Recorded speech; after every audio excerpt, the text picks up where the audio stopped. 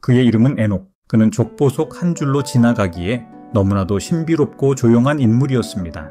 성경은 말합니다. 에녹이 하나님과 동행하더니 하나님이 그를 데려가심으로 그가 세상에 있지 아니하였더라. 이 단 한 절의 문장, 그 안에 담긴 수수께끼 같은 메시지는 수천 년 동안 수많은 사람들의 가슴을 두드렸습니다. 에녹, 그는 죽지 않았습니다. 그는 사라졌습니다. 그리고 하나님께로 옮겨졌습니다. 성경은 길고 긴 인간의 삶을 죽음과 생명의 흐름으로 기록하지만 그 사이에서 에녹만은 조용히 다른 방식으로 이 세상을 떠났습니다. 그는 도망간 것이 아니었고 스스로 어디론가 간 것도 아니었습니다. 그는 하나님이 데려가신 존재였습니다. 하나님과 동행했다. 히브리어 원문은 그것을 히트할레크라고 부릅니다. 그것은 단순히 걸었다는 말이 아닙니다. 함께 길을 나누었다는 의미입니다. 시간을 공유하고 생각을 나누고 마음을 일치시킨 자를 말합니다. 에녹은 그런 존재였습니다. 그는 하루하루를 하나님과 마주 걷는 시간으로 채웠습니다. 그리고 어느 날 하나님은 그를 그냥 자신의 곁으로 데려가신 것입니다. 우리는 묻습니다. 왜 하나님은 에녹을 그렇게 데려가셨을까? 그는 예언자도 아니었고 왕도 아니었으며 성전을 세운 사람도 아니었습니다. 그는 단지 하나님과 동행한 사람이었습니다. 하지만 그 동행은 그 어떤 업적보다도 깊고 위대했습니다. 그는 하나님이 원하시는 삶의 본을 보인 사람이었습니다. 그리고 그에게 하나님은 죽음을 허락하지 않으셨습니다. 신약은 에녹을 이렇게 말합니다. 히브리서 11장 믿음의 장은 이렇게 기록합니다. 믿음으로 에녹은 죽음을 보지 않고 옮기웠으니 하나님이 그를 옮기심으로 다시 보이지 아니하였느니라. 믿음으로.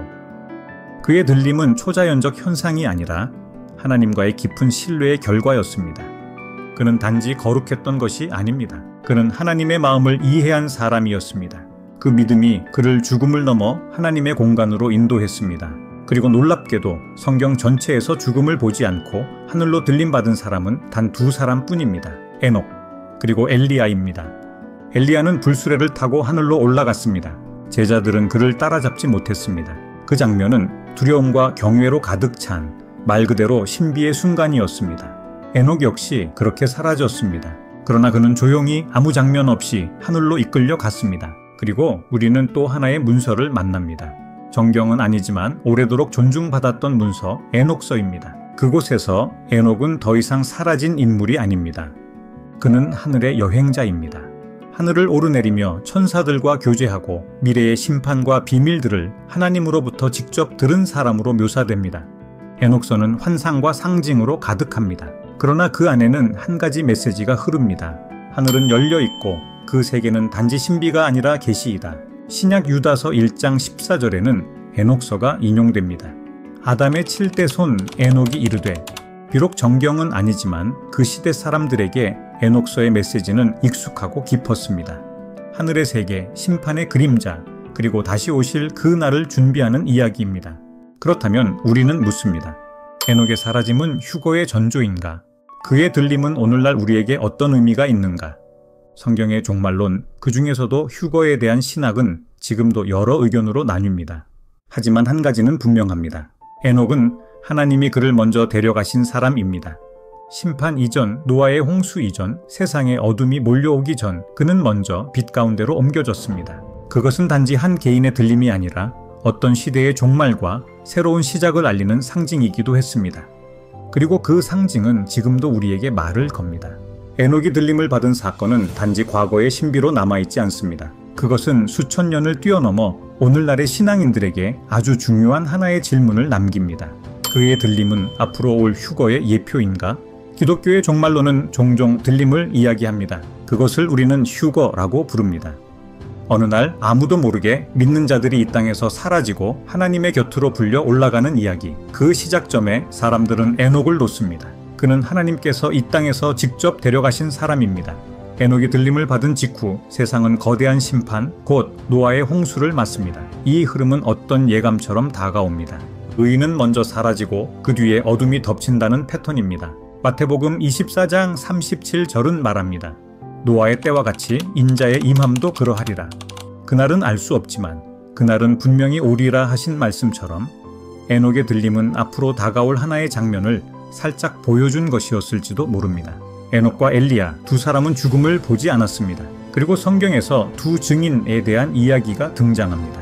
요한계시록 11장입니다. 내가 나의 두 증인에게 권세를 주리니 그들은 1260일 동안 예언하고 죽임을 당한 뒤 부활하며 마침내 하늘로 들림받습니다. 일부 신학자들은 이 두 증인을 에녹과 엘리야로 해석합니다. 그 이유는 단순합니다. 두 사람 모두 죽음을 아직 경험하지 않았기 때문입니다.